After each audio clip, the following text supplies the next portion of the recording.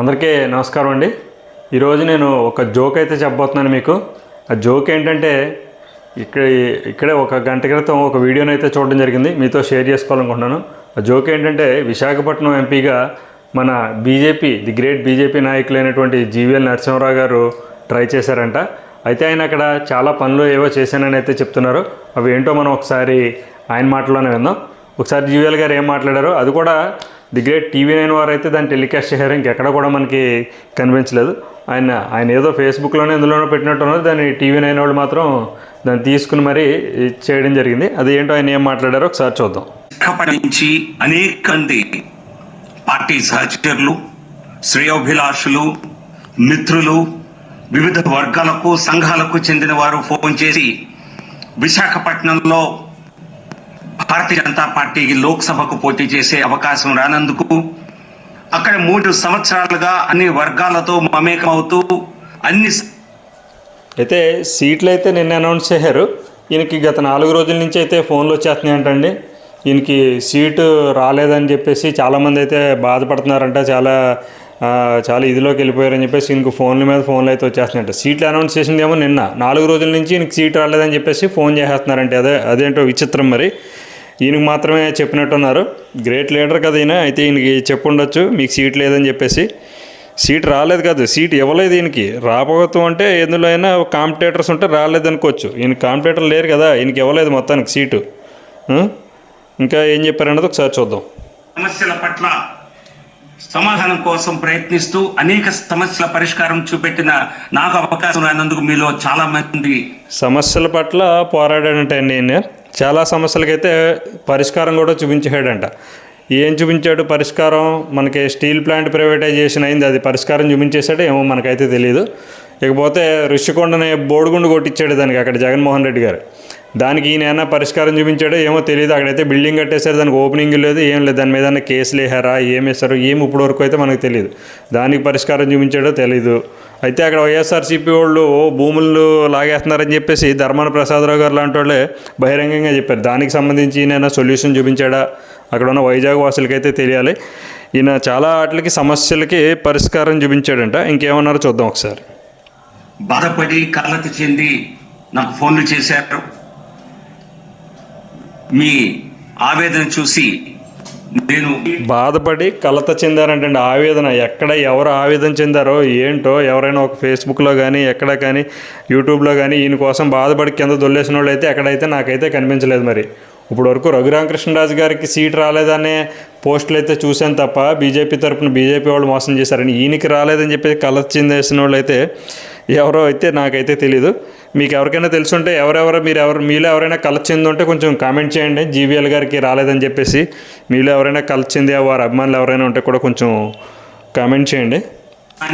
వ్యక్తుల అభిమానాన్ని చూరగొన్నందుకు నేను సంతోషపడటం, అభివృద్ధికి విశాఖ ప్రజల సేవకి గత 3 సంవత్సరాలు విశేష కృషి చేసినందుకు నేను సంతోషపడుతున్నాను.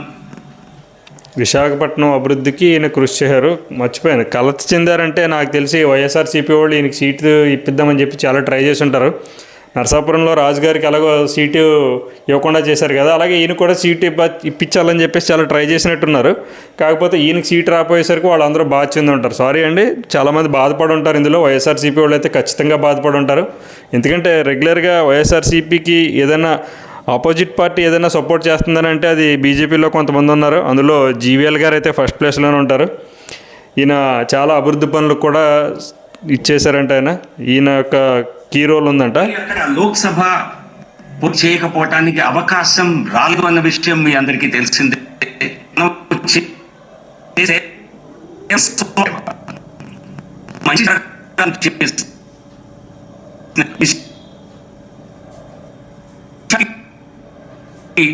కానీ అదేదో వృధా అయిపోయిందని మీరు ఎవరైనా తలసి పొరపాటు.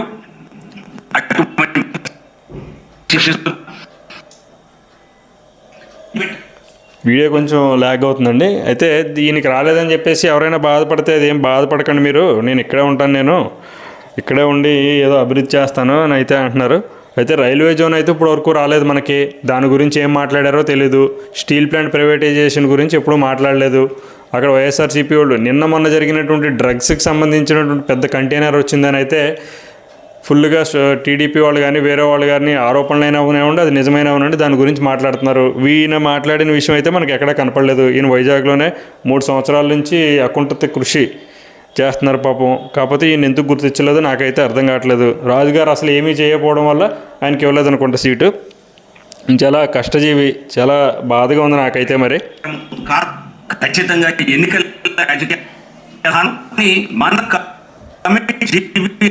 అన్నది అది నిరంతర ప్రజా సేవ అభివృద్ధి అన్నవి ఒక కమిట్మెంట్ తో చేసేవి.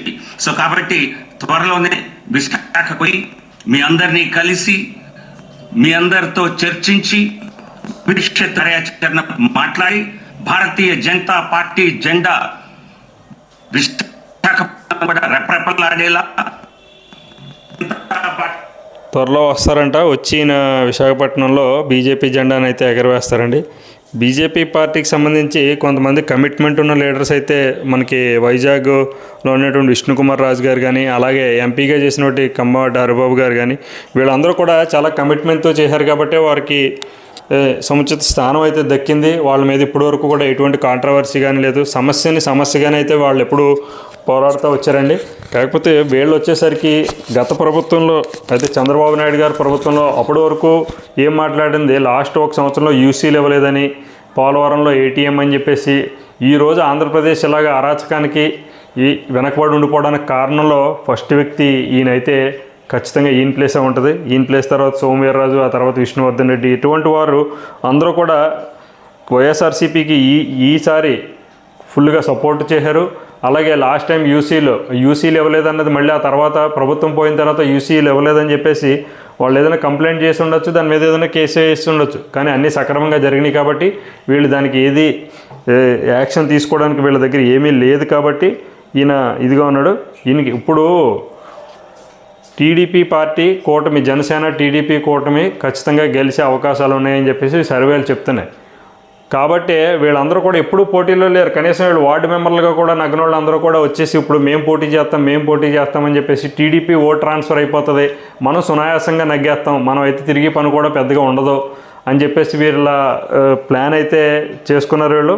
అయితే అంత ఈజీగా తెలుగు తమ్ముళ్ళు మిమ్మల్ని అందరినీ కూడా నమ్మరండి, అంత ఈజీ కాదు. ఈ రోజు వరకు కూడా మిమ్మల్ని పూర్తిగా అయితే ఎవరూ నమ్మలేదని అనుకోవాలి. ఎందుకంటే మీరు చేస్తున్నటువంటి అరాచకం కానీ ఏదైనా అలాగే ఉంది. ఈ రోజు వరకు కూడా మీ సపోర్ట్ ఉంటే కొంత ఎలక్షన్ చేసుకోవడానికి ఈజీగా ఉంటుంది, ప్రజాస్వామ్యబద్ధంగా వెళ్ళొచ్చు అని అనుకున్నాం. కాకపోతే అదైతే ఇక్కడెక్కడ జరుగుతున్నట్టు కనపడలేదు మనకి. ఇకపోతే ఈయన గురించి చాలా బాధపడ్డారు కదండి. ఈయన గురించి చాలామంది కామెంట్స్ కూడా పెట్టారు పాపం. చాలామంది బాధలో ఉండి వీళ్ళందరూ కామెంట్స్ పెట్టారు. ఆ కమెంట్స్ ఏంటో కూడా మనం ఒకసారి చూద్దాం. ఈయన అభిమానులు ఏమేమి ఫీల్ అవుతున్నారో ఒకసారి మనం చూద్దాం. ఒక ఆయన ఎవరో పెట్టారండి, శ్రీనివాసరావు గారు అట. సారీ, ఇంతవరకు ఏపీ డెవలప్మెంట్ అవ్వకపోవడానికి బీజేపీ కాదా మీరు ఇన్ని మాట్లాడుతున్నారు? ఏపీకి ఒక క్యాపిటల్ ఉండాలని మీకు తెలీదా అండి? మరి ఇన్ని మాట్లాడుతున్నారు, ఏపీకి ఒక క్యాపిటల్ ఉండాలని మీకు తెలీదా? సెంట్రల్ గవర్నమెంట్ మీరు చెప్పలేరా? కథలు చెప్తున్నారు తప్ప ఏపీ డెవలప్మెంట్ కూడా చూసి వాళ్ళు ఎవరు లేరు. కానీ ఏపీ ఈరోజు 20 సంవత్సరాలు వెనక్కిపోయింది. కానీ ఆలోచించండి, మన కథలు చెప్పడం కాదు సంప్రదించుకున్నాం కానీ ఏపీ డెవలప్మెంట్ అని అయితే చెప్తున్నారు. నెక్స్ట్ వచ్చేసి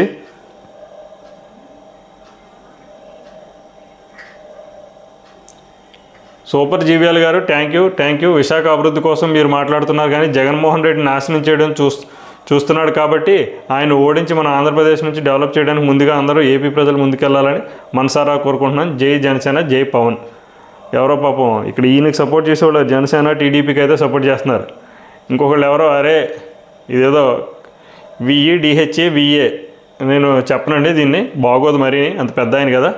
when you are in public, ఎప్పుడున్నావు నువ్వు అరే డాష్గా డాష్ ఎప్పుడున్నావు నువ్వు పబ్లిక్లో?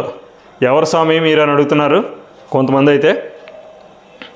ఇంకొంచెం ముందుకెళ్దాము. నువ్వు పీకింది ఏం లేదు, వెళ్ళి పడుకో. అసలు ఏపీలో బీజేపీ బొక్క. అసలు ఏపీకి బీజేపీ ఏం చేసింది? 6 ఎంపీలు 10 ఎమ్మెల్యేకి 1 ఎంపీ 2 ఎమ్మెల్యేలు గెలుస్తుంది అంతే అంట. అదే 10 ఇచ్చారు కదండి వీళ్ళకి, 1 ఎంపీ 2 ఎమ్మెల్యేలు గెలుస్తుంది. ఆ ఎంపీ కూడా నేను అనుకోవడం బట్టి పురంధరేశ్వర్ గారు ఎన్టీఆర్ గారు కూతురు కాబట్టి ఆవిడ అన్న గెలిచే అవకాశం ఉంటుంది. ఎందుకు స్వామి ఈ సొళ్ళు అంతా, నీకు సీట్ రాలేదు అంతే కదా. అది ఇక్కడ పాపం చాలామంది అయితే బాధపడుతున్నారు. ఇక్కడ వీళ్ళందరూ వైఎస్ఆర్సీపీ వాళ్ళు అనుకుంటాండి, వీళ్ళు బాధపడుతున్నారు వీళ్ళు ఈయన గురించి. అదే అండి, కామెంట్స్ కూడా అలాగే ఉన్నాయి. పాపం ఈయనకి సపోర్ట్ చేసేవాళ్ళు ఎవరో కూడా లేరు. జీవీఎల్ గారు చాలా బాధతో ఉన్నారు, వైఎస్ఆర్సీపీ వాళ్ళు కూడా అంతే బాధగా ఉన్నారు. జీవీఎల్ గారికి సీట్ ఇవ్వలేదని చెప్పేసి, రఘురామకృష్ణరాజు గారికి సీట్ ఇవ్వలేదని చెప్పేసి చాలామంది అయితే మీడియాలో గట్రా మనకి డైరెక్ట్గా కనిపిస్తున్నారు. ఆయనకి ఇవ్వలేదని చెప్పేసి ప్రజలు బాధపడడం చూసాం. కాకపోతే ఈయనకి ఇవ్వలేదని చెప్పేసి ఈయనే ఎక్కువ బాధపడుతున్నాడు తప్ప వేరే వాళ్ళు ఎవరో బాధపడినట్టు నాకైతే కనిపించలేదు. సోషల్ మీడియాలో మీకు ఎవరికైనా కనిపించుంటే, అలాగే మీరు ఎవరైనా బాధపడుతూ ఉంటే ఇప్పటికీ కూడా జీవీఎల్ గారి గురించి దయచేసి కొంచెం కామెంట్ చేయండి. వీ సపోర్ట్ జీవీఎల్ అనేది కామెంట్ చేయండి, లేకపోతే వీ డోంట్ సపోర్ట్ బీజేపీ అని, బీజేపీని మేము నమ్మను. మీ ఇష్టం, మీరు ఎలా అంటే అలాగా కామెంట్ అయితే ఖచ్చితంగా చేయండి. ఇకపోతే నా వీడియో మీకు నచ్చినట్లయితే తప్పకుండా లైక్ చేయండి. ఇటువంటి మరిన్ని వీడియోల కోసం నా ఛానల్ని సబ్స్క్రైబ్ చేసుకోండి. బాయ్.